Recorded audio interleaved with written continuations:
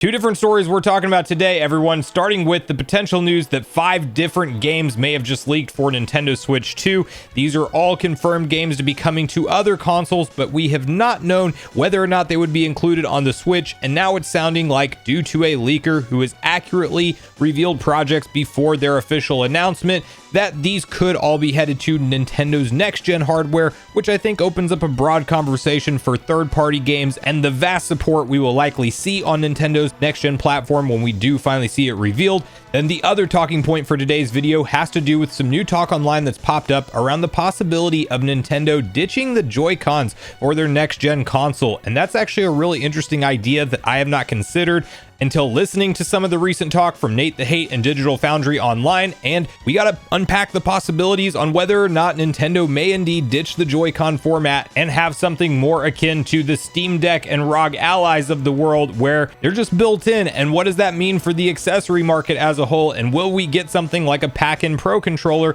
to launch with the system? We're gonna unpack all those details. Before we do, make sure you like, subscribe, and turn on your bell notification to join Sunbro Nation if you're new here. And with that, we have to first hop over to My Nintendo News, where you can see the following article, which outlines the games that may have indeed leaked early for Nintendo Switch 2. As you can see this post, which reads, "Prominent leaker says that announced Sega IP revivals coming to Switch successor." By now, you're very likely aware of the news from Sega that Jet Set Radio, Shinobi, Golden Axe, Streets of Rage, and Crazy Taxi are all getting a new game. When the games were announced at the Game Awards in December of 2023, Sega didn't really say much about these games themselves. They didn't even mention what the platforms would be. Well, a new rumor by prominent leaker MBKKSSTBHZ5, we're only going to read that once, may offer us a bit of insight into where the games are going to release. According to this leaker, the games will be coming to the next Nintendo hardware. Obviously, nothing about the matter has been officially announced yet, and there are just as many rumors about the next Nintendo console as there are with the games releasing on it. Nevertheless, if anything gets announced later on, we'll let you know. In the meantime, you can see the tweet in question, and you can then see the line in interest, which reads, "The titles at TGA event are coming to next Nintendo hardware." Now, this is the same leaker who had previously revealed that the Persona series was headed to the Nintendo Switch before we did see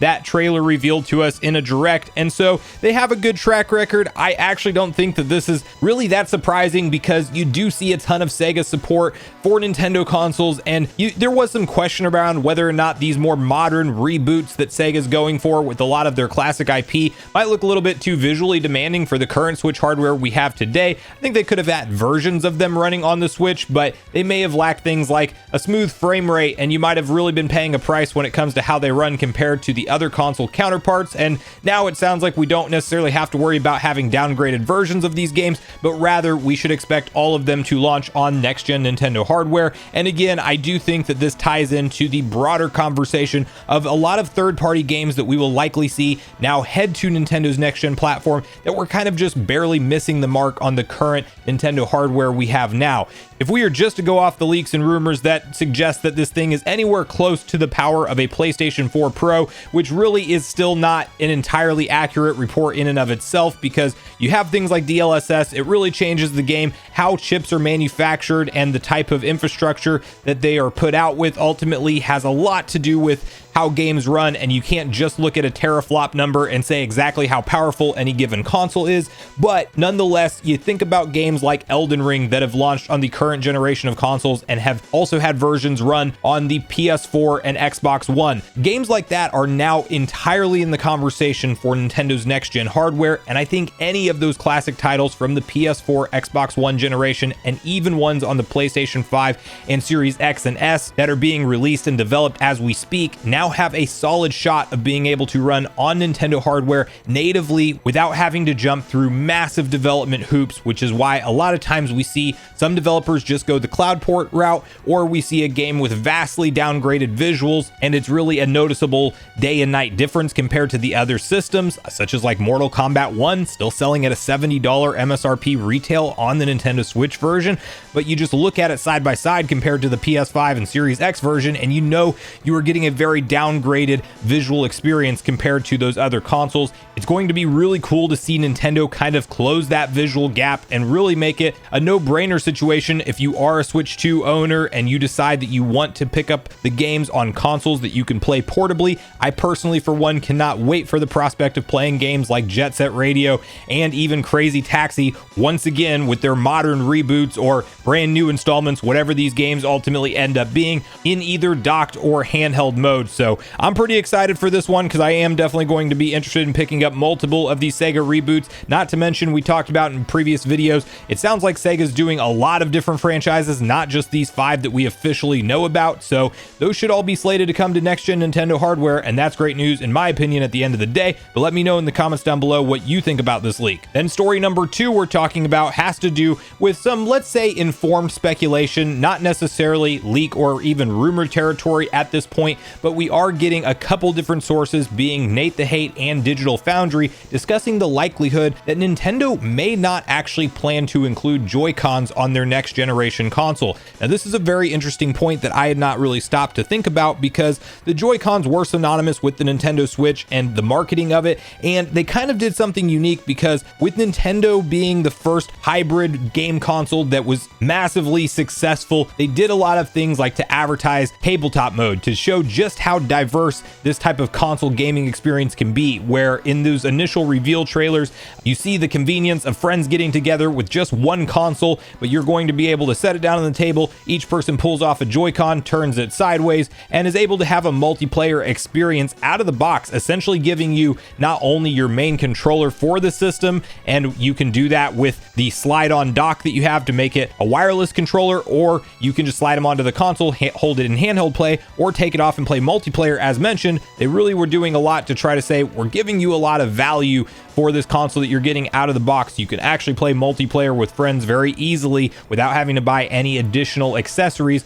albeit at definitely a sacrifice in terms of quality. I don't know if you've held a Joy-Con sideways and tried to play something like Super Smash Bros. That requires precision, timing, and very fast reactions to things. Like, it's definitely not an ideal experience, but it is cool to be able to have that option in a pinch. Well, both Nate the Hate and Digital Foundry do think that there is a chance that Nintendo could forego the Switch Joy-Cons altogether this time around. We're expecting this thing to look relatively similar to a Switch, although the reports are that it will have an 8-inch LCD, which we also might be deep diving in a video later, because not only are those reports more exciting than ever, but it really occurs to me now with other people talking about it online how much bigger that form factor could really change things in terms of the components that are included in this. But if you look at something like a Steam Deck or a ROG Ally today, which I've had the pleasure of holding both in my hands, they definitely feel like a much more solid handheld experience because there are not detachable Joy-Cons to those consoles. Because if you hold a Nintendo Switch in your hands, you definitely notice a little bit of give just because of the rails and the sliding of the Joy-Con, and you could maybe tighten that up more with Nintendo's next-gen console, and they may indeed opt to keep Joy-Cons, although I'm not entirely opposed to the idea of this thing just being one piece of hardware with a controller that is essentially all in one piece. Just like if you've ever held a Nintendo Switch Lite, while it feels a little bit less premium from the materials being used on it, it actually does feel more premium in the way that it's all one solid piece without any give or anything like that. And clearly we see a ton of third-party accessories for the Switch that kind of give you something that's a little bit more solid than the Joy-Cons for handheld play. So I think there is a lot of the user base that would probably prefer something more solid for the handheld experience, and then you just have something like a Pro controller bundled in with the console, which you do have to unpack that from a cost perspective, because now Nintendo is still producing the initial button layout that's just going to stay with the Switch 2, but then you're also including some kind of controller so you can play it in docked play. It may or may not be a Pro controller out of the box. We also talked about a patent that was filed recently on the channel from Nintendo that showed something like touchscreen controls, kind of giving you haptic feedback and things, essentially insinuating that maybe there would be some reason to be able to control the screen with touch only input as an option for your games. I don't know that that will actually launch in the final product, but it did give me the idea on whether or not Nintendo might do something unique this time around, like create a touchscreen controller. So essentially a Pro controller with all the buttons, but you have something of a touch display in the middle, so you could maybe do things like the DS and 3DS via NSO without having any issues in terms of mapping the touch display to an alternate device. Now that's all speculation speculation on my part. We may or may not see Nintendo ever tackle anything like that, but it does make you wonder with these people talking about online, maybe Nintendo's not so keen on revisiting the Joy-Cons, that, you know, we could indeed be seeing them take a different approach this time. And now that the hybrid market is a little bit more mature, they maybe don't feel like they have to go out on as much of a limb to advertise it to people and all of the different unique things you can do with motion control with the Joy-Cons and turning them sideways and having a multiplayer setup for tabletop mode.